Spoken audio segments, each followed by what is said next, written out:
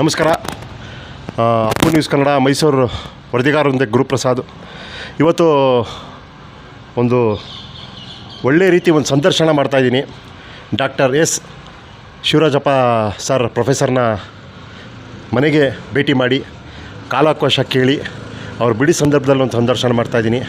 ಅವರು ಸುಮಾರು ಕೃತಿಗಳು ಬರೆದಿದ್ದಾರೆ. ಪ್ಲಸ್ ಮಲೆ ಮಹದೇಶ್ವರ ಬಗ್ಗೆ ಮತ್ತು ಮಲೆ ಮಹದೇಶ್ವರ ಅಷ್ಟೋತ್ತರ ಬಗ್ಗೆ ಏನೇನು ವಿಷಯ ಅನ್ನೋದನ್ನ ಅವ್ರಿಗೆ ನಾನು ನಿಮಗೆ ತಿಳಿಸ್ಕೊಡ್ತೀನಿ. ನಮಸ್ಕಾರ ಸರ್. ನಮಸ್ತೆ.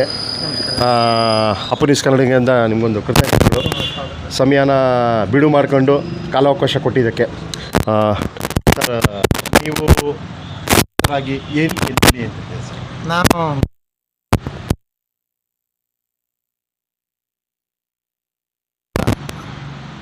ಪ್ರಾಧ್ಯಾಪಕನಾಗಿ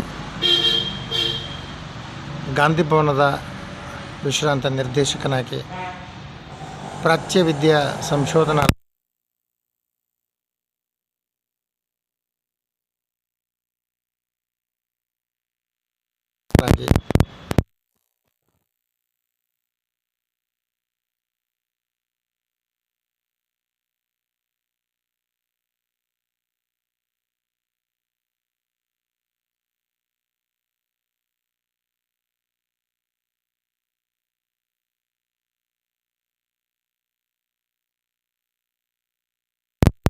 ಸುಮಾರು 50 ಕೃತಿಗಳನ್ನು ಲೋಕಾರ್ಪಣೆಗೊಳಿಸಿದ್ದೇನೆ. ಜೊತೆಗೆ ಪ್ರಾಚ್ಯವಿದ್ಯಾ ಸಂಶೋಧನಾಲಯದಲ್ಲಿ ವಿಶೇಷವಾಗಿ ಮುಮ್ಮಡಿ ಕೃಷ್ಣರಾಜ ಒಡೆಯರವರು ರಚನೆ ಮಾಡಿರ್ತಕ್ಕಂತಹ ಗ್ರಹನಿಧಿ ಮುಂತಾದ ಖಡ್ಗಶಾಸ್ತ್ರ ಬೇರೆ ಬೇರೆ ವಿವಿಧವಾಗಿರ್ತಕ್ಕಂತಹ ಸುಮಾರು 35 ಕೃತಿಗಳನ್ನು ನಾನು ಲೋಕಾರ್ಪಣೆಗೊಳಿಸಿ ಡಿಜಿಟಲೈಸೇಷನ್ ಮಾಡಿ ಆಮೇಲೆ ಅದಕ್ಕೆ ಸಂಸ್ಕರಣ ಹೇಗೆ ಕೊಡಬೇಕು ಹಸ್ತಪ್ರತಿಗಳಿಗೆ ಅಂತಕ್ಕಂತಹ ಒಂದು ಆಲೋಚನೆಯನ್ನು ಕೂಡ ಮಾಡಿ ಅದನ್ನು ಸಂಪೂರ್ಣವಾಗಿರ್ತಕ್ಕಂತಹ ಸಂರಕ್ಷಣೆಯನ್ನು ಮಾಡುವಲ್ಲಿ ನಾನು ಯಶಸ್ವಿಯಾಗಿದ್ದೀನಿ ಅಂತ ನಾನಾದರೂ ಕೂಡ ಬಯಸ್ತೇನೆ. ಇದರ ಜೊತೆಗೆ ಶ್ರೀ ಮಲೆ ಮಹದೇಶ್ವರದಿಂದ ಪ್ರಕಟವಾಗ್ತಾ ಇರತಕ್ಕಂತಹ ಶ್ರೀ ಮಹದೇಶ್ವರ ದರ್ಶನ ಅಂತಕ್ಕಂತಹ ಮಾಸಪತ್ರಿಕೆಯ ಸಂಪಾದಕನಾಗಿಯೂ ಕೂಡ ಕೆಲಸ ಮಾಡ್ತಾಯಿದ್ದೀನಿ. ಈ ಪತ್ರಿಕೆ ಪ್ರಾರಂಭವಾಗಿ ಸುಮಾರು 30 ವರ್ಷಗಳಿಗಿಂತಲೂ ಅಧಿಕವಾಗಿರ್ತಕ್ಕಂತಹ ಒಂದು ಹಿರಿಮೆಯನ್ನು ಹೊಂದಿದೆ. ಪ್ರಾರಂಭದಲ್ಲಿ ಸನ್ಮಾನ್ಯ ಶ್ರೀ ಎಚ್ ಗಂಗಾಧರರವರು ಸಂಪಾದಕರಾಗಿದ್ದರು. ಅವರಾದ ನಂತರ ನಾನು ಈ ಸಂಪಾದಕತ್ವವನ್ನು ಮುಂದುವರಿಸ್ಕೊಂಡು ಹೋಗ್ತಾಯಿದ್ದೀನಿ. ಈ ಗ್ರಂಥದಲ್ಲಿ, ಈ ಪತ್ರಿಕೆಯಲ್ಲಿ ಮಲೆ ಮಹದೇಶ್ವರ ಜೀವನ, ಬದುಕು, ಅವರ ಮಹಿಮೆ, ಪವಾಡ, ಜೊತೆಗೆ ಆ ಭಕ್ತರಿಗೂ ಮತ್ತು ಮಲೆ ಮಹದೇಶ್ವರ ಇರ್ತಕ್ಕಂಥ ಅವಿನಾಭಾವ ಸಂಬಂಧ, ಕೋಟ್ಯಾಂತರ ಭಕ್ತ ಸಮೂಹ ಮಲೆ ಮಹದೇಶ್ವರರನ್ನು ಹೇಗೆ ಅವರನ್ನು ಆರಾಧಿಸ್ತಾರೆ, ಅವ್ರನ್ನ ಕೊಂಡಾಡ್ತಾರೆ, ಅವರು ಭಕ್ತರಾಗಿದ್ದಾರೆ ಅಂತಕ್ಕಂಥ ವಿವಿಧ ಆಯಾಮಗಳಲ್ಲಿ ಲೇಖನಗಳನ್ನು ಸಂಗ್ರಹಿಸ್ತಕ್ಕಂಥದ್ದು, ಬರೀತಕ್ಕಂಥದ್ದು, ಈ ರೀತಿಯಾಗಿರ್ತಕ್ಕಂಥ ಒಂದು ಇದನ್ನು ನಾನು ಮುಂದುವರ್ಸ್ಕೊಂಡು ಬರ್ತಾಯಿದ್ದೀನಿ. ಸರ್, ಇವತ್ತು ನೀವು ಹೇಳ್ದಂಗೆ ಮಲೆ ಮಹದೇಶ್ವರ ಬಗ್ಗೆ ಕೃತಿಗಳಾಗಿರ್ಬೋದು, ಲೇಖನಗಳಾಗಿರ್ಬೋದು, ಸುಮಾರು ನೀವು ರಚನೆ ಮಾಡಿದ್ದೀರಾ. ಟೋಟಲ್ಲು ಎಷ್ಟು ಕೃತಿಗಳನ್ನ ಪ್ಲಸ್ ನೀವು ಮಾಡಿರೋದು ಸರ್? ನಾನು ವೈಯಕ್ತಿಕವಾಗಿ ಸುಮಾರು 70ಕ್ಕಿಂತ ಹೆಚ್ಚಿನ ಕೃತಿಗಳನ್ನು ಬರೆದಿದ್ದೀನಿ. ಅದರಲ್ಲೂ ವಿಶೇಷವಾಗಿ 2 ಮಹಾಕಾವ್ಯಗಳನ್ನು, ಮಹಾಕವಿ ಕಾಳಿದಾಸ ವಿರಚಿತ ಕುಮಾರ ಸಂಭವ ಮತ್ತು ರಘುವಂಶ ಮಹಾಕಾವ್ಯವನ್ನು ಕನ್ನಡಕ್ಕೆ ಅನುವಾದಿಸಿದ್ದೀನಿ. ಅದರ ಜೊತೆಗೆ ಟಾಲ್ಸ್ಟಾಯ್ನ 7 ಕಥೆಗಳು, ಅದನ್ನು ಕೂಡ ನಾನು ಕನ್ನಡಕ್ಕೆ ಅನುವಾದಿಸಿದ್ದೀನಿ. ಇದಲ್ಲದೆ ಶರಣರ ಬಗ್ಗೆ, ಸಂತರ ಬಗ್ಗೆ ಮತ್ತು ವ್ಯಾಕರಣದ ಬಗ್ಗೆ ಮತ್ತು ವಿಶ್ವಕೋಶದ ಬಗ್ಗೆ, ಅಂದರೆ ಶಬ್ದಕೋಶದ ಬಗ್ಗೆ, ವಯಸ್ಸಾಗಿದ್ದರೂ ಪರವಾಗಿಲ್ಲ ಅಥವಾ ಯುವ ಜನಾಂಗ ಆದರೂ ಪರವಾಗಿಲ್ಲ, ಆ ಮೂಲಕ ಅವರು ತಮ್ಮನ್ನು ತಾವು ಭಗವಂತನಿಗೆ ಅರ್ಪಿಸ್ಕೊಳ್ಬೇಕು ಅಂತಕ್ಕಂಥ ದೃಷ್ಟಿಯಿಂದ ನಾನು ಮಹದೇಶ್ವರ ಅಷ್ಟೋತ್ತರ ಶತನಾಮಾವಳಿಯನ್ನು ಬರೆದೆ. ಆ ಅಷ್ಟೋತ್ತರ ಶತನಾಮಾವಳಿ 108 ಅಷ್ಟೋತ್ತರ ಶತನಾಮಾವಳಿಯಲ್ಲಿ ಮಲೆ ಮಹದೇಶ್ವರ ಬದುಕು, ಸಾಧನೆ, ಅವರ ಐಕ್ಯ, ಅಲ್ಲಿಯ ತನಕ ಅವರ ಸಂಪೂರ್ಣವಾಗಿರ್ತಕ್ಕಂಥ ಮಾಹಿತಿಯನ್ನು ಅಲ್ಲಿ ನೀಡಿದ್ದೀನಿ. ಜೊತೆಗೆ ಅವರು ಶ್ರೀ ಮಲೆ ಮಹದೇಶ್ವರ ಬೆಟ್ಟದಲ್ಲಿ 77 ಮಲೆಗಳಲ್ಲಿ ಸಂಚರಿಸಿದಂತಹ ಆ 77 ಮಲೆಗಳನ್ನು ಕೂಡ ನಾನು ಉಲ್ಲೇಖಿಸಿದ್ದೀನಿ. ಒಂದೊಂದು ಮಲೆಯೂ ಕೂಡ ತನ್ನದೇ ಆಗಿರತಕ್ಕಂಥ ಮಹತ್ವವನ್ನು, ಒಂದರ ಪ್ರಭಾವವನ್ನು ಬೀರ್ತದೆ. ಆ ಮಹತ್ವವನ್ನು ನಾವು ನಿಜವಾಗ್ಲೂ ಅದು ಕೇಳಿದಾಗ ನಮಗೆ ಮೈ ಜುಮ್ ಅಂತ ಅನಿಸುತ್ತೆ. ನನಗೆ ಮಲೆ ಮಹದೇಶ್ವರರು ಅಂತಹ ದಟ್ಟವಾಗಿರತಕ್ಕಂಥ ಅರಣ್ಯದಲ್ಲಿ ಘೋರ ಮೃಗಗಳು, ತುಂಬ ಕ್ರೂರ ಮೃಗಗಳಿದ್ದಾವೆ ಅಲ್ಲಿ. ಅಂಥ ಸಂದರ್ಭದಲ್ಲಿ ಹೇಗೆ ಸಂಚಾರ ಮಾಡಿದ್ರು ಅವರು, ಹೇಗೆ ಜೀವನ ಕಳೆದರು ಅಲ್ಲಿರ್ತಕ್ಕಂಥ ಎಲ್ಲ ಬೇಡಗಂಪಣ್ಣರನ್ನು, ಗಿರಿಜನರನ್ನು, ಶೋಷಿತ ವರ್ಗವನ್ನು ಸಂಘಟಿಸಿ ಅವ್ರಿಗೆ ಮುಕ್ತಿಯನ್ನು ಹೇಗೆ ದೊರಕಿಸ್ಕೊಟ್ರು, ಆಮೇಲೆ ಅಲ್ಲಿ ನಡೀತಾ ಇರ್ತಕ್ಕಂಥ ಶ್ರವಣನ ಉಪಟಳವನ್ನು ಹೇಗೆ ಸಂಹಾರ ಮಾಡಿದ್ರು ಅಂತಕ್ಕಂಥದ್ದು ಇದನ್ನೆಲ್ಲ ನೋಡಿದಾಗ ಮಲೆ ಮಹದೇಶ್ವರರು ಒಬ್ಬ ಮಹಿಮಾ ಪುರುಷರು, ಅವರು ಪವಾಡ ಪುರುಷರು. ಅವರು ಎಲ್ಲದಕ್ಕಿಂತ ಹೆಚ್ಚಾಗಿ ಈ ನೆಲದ ಭವ್ಯ ಶಕ್ತಿ ಮುಕ್ತಿಯನ್ನು ನೀಡ್ತಕ್ಕಂತಹ ಮಹಾಪುರುಷರು. ಆದ್ದರಿಂದ ಮಾತ್ರ ಸಾಧ್ಯವಾಯಿತು ಅಂತಕ್ಕಂಥದ್ದನ್ನು ನಾವು ಇದರಿಂದ ತಿಳ್ಕೊಳ್ಬೇಕಾಗಿದೆ. ಇದನ್ನೆಲ್ಲ ಅರ್ಥಕೊಂಡು ನಾನು ಶ್ರೀ ಮಹದೇಶ್ವರ ಅಷ್ಟೋತ್ತರ ಶತನಾಮಾವಳಿಯ ಮೂಲಕ, ಒಂದು ಸಣ್ಣ ಪುಸ್ತಕದ ಮೂಲಕ ಆ ಜನರ ಅರಿವನ್ನು ಮೂಡಿಸಬೇಕು ಅಂತಕ್ಕಂಥ ಒಂದು ಆಲೋಚನೆಯನ್ನು ಮಾಡಿದೆ. ಸರ್, ಈಗ ನೀವು ಮಲೆ ಮಹದೇಶ್ವರದ್ದು 77 ಮಲೆಯಲ್ಲಿ ಎಲ್ಲೆಲ್ಲಿ ಮಲೆ ಮಹದೇಶ್ವರು ಸಂಚಾರ ಆಗಿರೋದ್ರಿಂದ ಒಂದು ಅಷ್ಟೋತ್ತರ ಶತನಾಮಾವಳಿ ಇದೆ. ಅದು ಯಾವ ರೀತಿ ನಿಮಗೆ ಒಂದು ಮನಸ್ಸಿಗೆ ಬಂದು, ಮತ್ತು ಯಾವ ರೀತಿ ಅದನ್ನು ಆ ಒಂದು ಮಲೆ ಮಹದೇಶ್ವರ ಇಂಥ ಜಾಗದಲ್ಲಿ ಒಂದು ಪವಾಡ ಆಗಿದೆ ಅನ್ನೋದನ್ನ ಯಾವ ರೀತಿ ನೀವೊಂದು ಆ ಒಂದು ಮಾಹಿತಿನ ತಗೊಂಡ್ರಿ ಸರ್? ನಾನು 1974ನೇ ಇಸ್ವಿನಲ್ಲಿ 8th ಸ್ಟ್ಯಾಂಡರ್ಡ್ ಪ್ರೌಢಶಾಲೆ ಓದುವುದಕ್ಕಾಗಿ ನಾನು ವ್ಯಾಸಂಗಕ್ಕಾಗಿ ಶ್ರೀ ಸಾಲೂರು ಮಠವನ್ನು ಸೇರಿದೆ. ಆ ಸಾಲೂರು ಮಠವನ್ನು ಸೇರಿದಂಥ ಸಂದರ್ಭದಲ್ಲಿ ಮಲೆ ಮಹದೇಶ್ವರದ ಪ್ರಾಥಮಿಕ ಒಡನಾಟ, ತೋರು ಗದ್ದಿಗೆಗಳು, ಅವರು ಸುತ್ತಾಡಿದ ಪ್ರದೇಶಗಳು ಎಲ್ಲದರ ಒಂದು ಪರಿಚಯ ನನಗಾಯಿತು. ನಾನು 3 ವರ್ಷಗಳ ಕಾಲ 8, 9, 10ನೇ ಕ್ಲಾಸ್ ಓದ್ತಕ್ಕಂತಹ ಪೂರ್ಣ ದಿನ ಮಲೆ ಮಹದೇಶ್ವರನ ಬೆಳಿಗ್ಗೆ ಒಂದು ಸಾರಿ, ಸಾಯಂಕಾಲ ಒಂದು ಸಾರಿ ದರ್ಶನ ಮಾಡಿರ್ತಕ್ಕಂಥ ಭಾಗ್ಯವಂತ ನಾನು. ಅದಕ್ಕೆ ಬೆಲೆ ಕಟ್ಟೋಕ್ಕೆ ಆಗಲ್ಲ. ಇವತ್ತು ಮಲೆ ಮಹದೇಶ್ವರರ ಒಂದು ಪ್ರಭಾವ ನನ್ನ ಮೇಲೆ ಬೀಳ್ತೋದು. ಆ ಕಾಲದಲ್ಲೇ ನಾನು ವಿದ್ಯಾರ್ಥಿ ದೆಸೆಯಲ್ಲೇ ಕವನಗಳನ್ನು ಬರಿತೀನಿ ಮತ್ತು ಮಲೆ ಮಹದೇಶ್ವರ ಬಗ್ಗೆ ಹಾಡನ್ನು ಬರಿತೀನಿ ಅಂತ ಹೇಳಬೇಕಾದ್ರೆ ಇದು ಸಾಮಾನ್ಯ ಅಲ್ಲ. ಅದು ಇನ್ನು ಮುಂದೆ ಓದಿ MA ಮಾಡಿ ಒಂದು ಪ್ರಾಧ್ಯಾಪಕನಾಗಾದ ಮೇಲೆ ಬರೆದಲ್ಲಿ ಅರ್ಥ ಇದೆ. ಆದರೆ ಓದುವ ದಿಸೆಯಲ್ಲೇ ಮಹದೇಶ್ವರರು ಆ ರೀತಿ ಪ್ರಭಾವ ಬೀರಿದ್ದಾರೆ ಅಂತ ಹೇಳಿದ್ರೆ ಅದು ಮಲೆ ಮಹದೇಶ್ವರ ಒಂದು ಶಕ್ತಿ, ಒಂದು ಪ್ರಭಾವ ಅಂತ ಹೇಳಿದ್ರೆ ತಪ್ಪಾಗಲಾರ್ದು. ಈ ದೃಷ್ಟಿಯಿಂದ ಮಲೆ ಮಹದೇಶ್ವರರು ನಮಗೆ ಅದನ್ನು ಒಂದು ರೀತಿ ವರವಾಗಿ ನೀಡಿದ್ದಾರೆ. ನಾನೊಬ್ಬರಿಗೆ ಅಂತಕ್ಕಂಥದ್ದಲ್ಲ, ಲಕ್ಷಾಂತರ ಮಂದಿಗೆ ಅದು ವರವಾಗಿ ನಂಬಿದ್ದಾರೆ. ಯಾರು ಅವರನ್ನು ನಂಬುತ್ತಾರೋ ಆ ನಂಬಿದವರಿಗೆ ಹಿಂಬಾಗಿ ಒಲಿತಕ್ಕಂತಹ ಒಬ್ಬ ಮಹಾಪುರುಷ ಮಲೆ ಮಹದೇಶ್ವರರು ಅಂತಕ್ಕಂಥದ್ದನ್ನು ನಾವು ಯಾವತ್ತೂ ಕೂಡ ನಾವು ಮರಿಬಾರ್ದು. ಅಂದರೆ ಇತ್ತೀಚಿನ ದಿನಗಳಲ್ಲಿ ನಾವೇನು ಅಂದ್ಕೊಂಡಿದ್ದೀವಿ ಅಂತ ಹೇಳಿದ್ರೆ ಹಣ, ಐಶ್ವರ್ಯ, ಅಧಿಕಾರ, ಅಂತಸ್ತು ಇದ್ದರೆ ನಾವು ಸುಖವಾಗಿರ್ಬೋದು, ನೆಮ್ಮದಿಯಾಗಿರ್ಬೋದು ಅಂತ ಅಂದ್ಕೊಂಡಿದ್ದೀವಿ. ತಪ್ಪು. ಅದು ಹಣ, ಐಶ್ವರ್ಯ, ಅಧಿಕಾರ ಅದು ನಿಜವಾಗ್ಲೂ ಕ್ಷಣಿಕವಾದ ತೃಪ್ತಿ. ಅದು ಯಾವ ವ್ಯಕ್ತಿಗೆ ಅಧ್ಯಾತ್ಮ, ಈ ನೆಲದ ಈ ಭೂಮಿಯ ಇರ್ತಕ್ಕಂಥ ಅವತಾರ ಪುರುಷರು ಯಾರಿದ್ದಾರೆ, ಮಲೆ ಮಹದೇಶ್ವರ ಒಬ್ಬರು ಅವತಾರ ಪುರುಷರು. ಅವರು ಒಬ್ಬ ಶೋಷಿತರನ್ನು ಉದ್ಧಾರ ಮಾಡೋದಕ್ಕೋಸ್ಕರ ಹೋದಂಥವರು ಅವರು. ಗೊತ್ತಾಯ್ತಲ್ಲ? ಅಂದರೆ ಕತ್ತಲೆಯಿಂದ ಬೆಳಕಿನೆಡೆಗೆ ಭಕ್ತರನ್ನು ಕರ್ಕೊಂಡು ಹೋಗಬೇಕು ಅಂತಕ್ಕಂತಹ ಪ್ರತಿಜ್ಞೆಯನ್ನು ಮಾಡಿ ಅವರು ಮುಂದೆ ಸಾಗದಂತಹ ಒಬ್ಬ ಮಹಾಪುರುಷರು ಅವರು. ಅಂತಹ ಪುರುಷರ ನೆನಪಿನಲ್ಲಿ, ಸ್ಮರಣೆಯಲ್ಲಿ ನಾವೇನಾದರೂ ನಡೆದ್ದೇ ಆದರೆ, ನಮ್ಮ ಬದುಕನ್ನು ನಡೆಸಿದ್ದೇ ಆದರೆ ನಮ್ಮ ಜೀವನ ಅತ್ಯಂತ ಸುಂದರವಾಗಿ, ಆನಂದವಾಗಿ, ಸುಖಮಯವಾಗಿರ್ತದೆ ಅಂತಕ್ಕಂಥದ್ದನ್ನು ನಾನೇ ಅದಕ್ಕೆ ಉದಾಹರಣೆ ಅಂತಕ್ಕಂಥ ಮಾತನ್ನು ಈ ಸಂದರ್ಭದಲ್ಲಿ ಹೇಳ್ತೀನಿ. ಇಷ್ಟೆಲ್ಲ ಪುಸ್ತಕ ಬರೀಬೇಕಾದ್ರೆ, ಇಷ್ಟೆಲ್ಲ ಒಳ್ಳೊಳ್ಳೆ ಹುದ್ದೆಗಳಲ್ಲಿ ನಾನು 36 ವರ್ಷಗಳಲ್ಲಿ ಸುಮಾರು 17 ವರ್ಷ ಆಡಳಿತ ಅಧಿಕಾರದಲ್ಲಿದ್ದೆ ನಾನು. ಇಷ್ಟಕ್ಕೆಲ್ಲ ಅದಕ್ಕೆ ಒಂದು ಸಣ್ಣ ಪುಟ್ಟ ಹಳ್ಳಿ, ಕುಗ್ರಾಮದಿಂದ ಇಷ್ಟೆಲ್ಲ ಬೆಳಿಬೇಕು ಅಂತ ಹೇಳಿದ್ರೆ ಇದಕ್ಕೆ ಮೂಲ ಕಾರಣ ಯಾರಪ್ಪ ಅಂತ ಹೇಳಿದ್ರೆ ಮಲೆ ಮಹದೇಶ್ವರ. ಅದು ಅಲ್ಲದೆ ಇನ್ಯಾವುದೇ ಕಾರಣ ಇಲ್ಲ ಅಂತಕ್ಕಂಥದ್ದನ್ನು ನನ್ನನ್ನೇ ನಾನು ಉದಾಹರಣೆಯನ್ನು ತೆಗೆದುಕೊಂಡು ಈ ಸಂದರ್ಭದಲ್ಲಿ ಹೇಳೋದಕ್ಕೆ ಬಯಸ್ತೀನಿ. ಸರ್, ಈಗ ನೀವು ಮಲೆ ಮಹದೇಶ್ವರ ಬಗ್ಗೆ ಎಲ್ಲ ವಿಚಾರಗಳಾಗಲಿ ಮತ್ತು ಅವರು ಐಕ್ಯ ಆದಂಥ ಜಾಗಗಳಾಗಲಿ ಎಲ್ಲ ಥರ ವಿಷಯ ಮಾಡಿದ್ದಾರೆ. ಆದರೆ ಈಗ ನಾನೇ ಮಲೆ ಮಹದೇಶ್ವರ ಬಗ್ಗೆ ಗಾಯನ ಮಾಡಬೇಕು ಅಂತೇನು ಅನ್ನಿಸ್ತಿಲ್ವ ಸರ್ ನಿಮ್ಮ ಮನಸ್ಸಿನಲ್ಲಿ?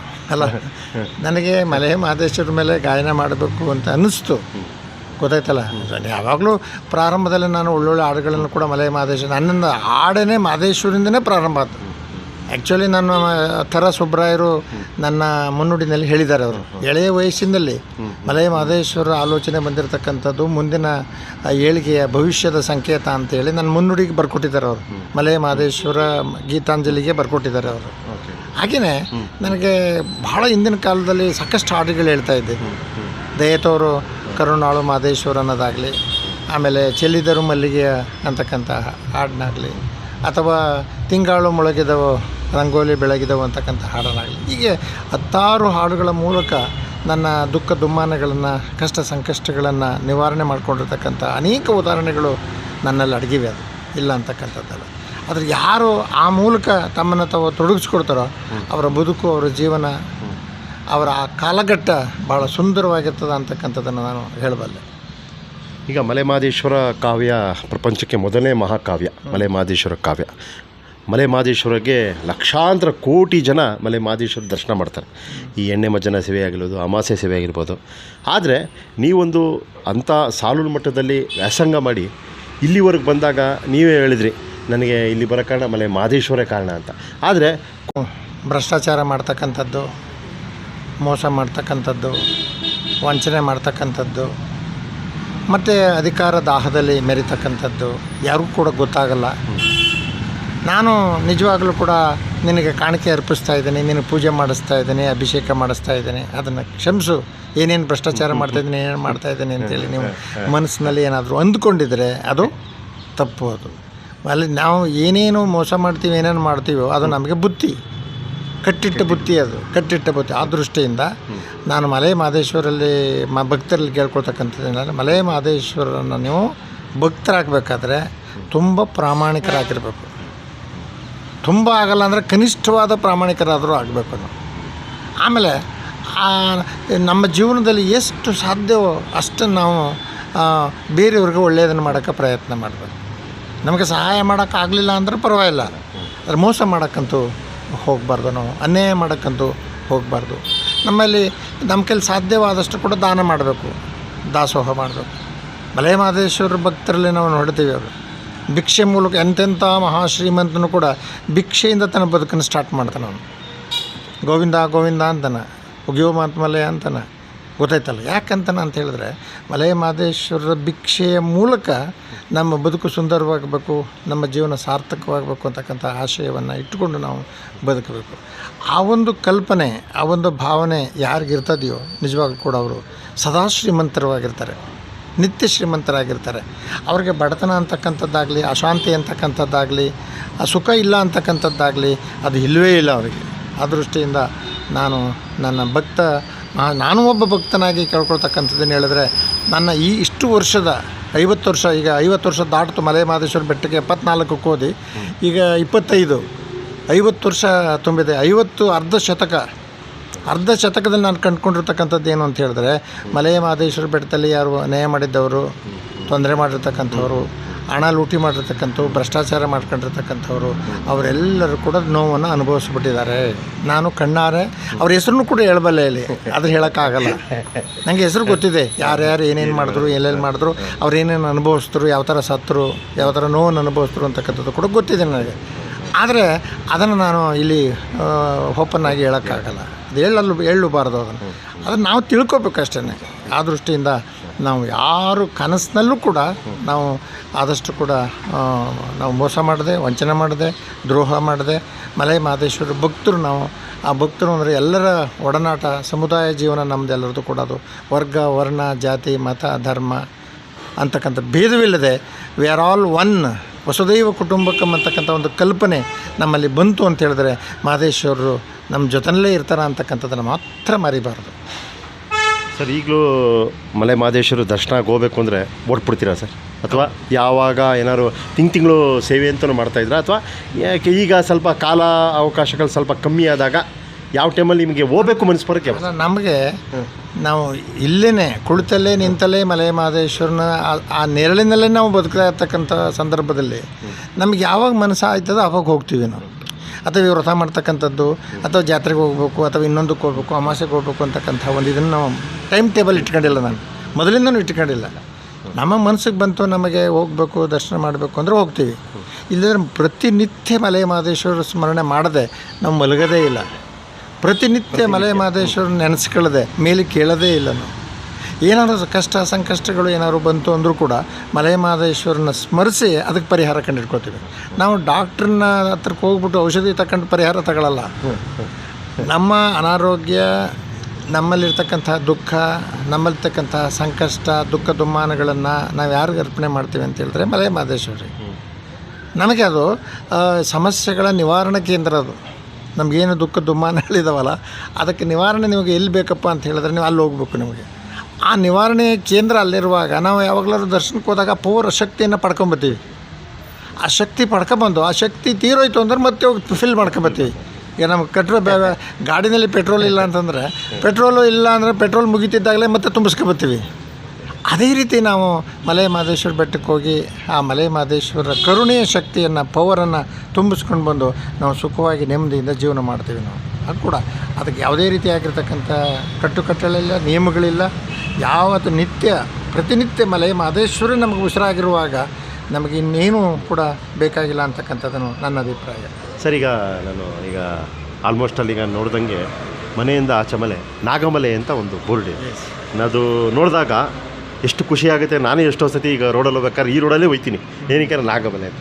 ಯಾವ ರೀತಿ ನೀವು ಮನಸ್ಸುತ್ತೆ ಸರ್ ಅದೇ ಆಗ್ಬೇಕು ಅಂತ? ನಮಗೆ ಈ ನಮ್ಮದು ಏನೇ ಸಂಪತ್ತು ಬರಲಿ, ಯಶಸ್ಸು ಬರಲಿ, ಕೀರ್ತಿ ಬರಲಿ, ಆ ಎಲ್ಲ ಸಂಪತ್ತು, ಕೀರ್ತಿ ಎಲ್ಲದರ ಒಂದು ಆಶೀರ್ವಾದ, ಕೃಪೆ, ಅನುಗ್ರಹ ಮಲೆ ಮಹದೇಶ್ವರ ಸೇರಿದ್ದು. ಈಗ ನಮ್ಮ ನೆಪ ಮಾತ್ರ ಇಲ್ಲಿ.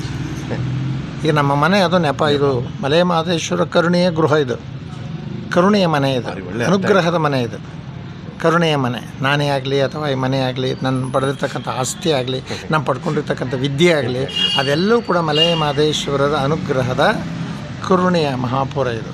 ಅದಕ್ಕೋಸ್ಕರ ಅವನ ಹೆಸರನ್ನು ಬಿಟ್ಟು, ಅವನ ಕರುಣೆಯ ಆ ಕಣಗಳನ್ನು ಬಿಟ್ಟು ಬೇರೆ ಯಾವುದೇ ಹೆಸರನ್ನು ಕೂಡ ನಾವು ಸೂಚಿಸಲ್ಲ, ಸೇರಿಸಲ್ಲ. ನಮಗೆ ಯಶಸ್ಸು, ಶ್ರೇಯಸ್ಸು ಅಂತಂದ್ರೆ ಏನು ಅಂತ ಹೇಳಿದ್ರೆ ಆ ಮಲೆ ಮಹದೇಶ್ವರರ ಒಂದು ಧ್ಯಾನ ಮಾಡಿದಂಥ ಸ್ಥಳವಾದ ನಾಗಮಲೆ ಅಂತಕ್ಕಂಥ ಶೀರ್ಷಿಕೆಯನ್ನು ನಮ್ಮ ಮನೆಗೆ ಈ ದೃಷ್ಟಿಯಿಂದ ನಾವು ಇಟ್ಕೊಂಡಿರ್ತಕ್ಕಂಥದ್ದು. ಮೂಲ ಕಾರಣ ಇದೇನೆ.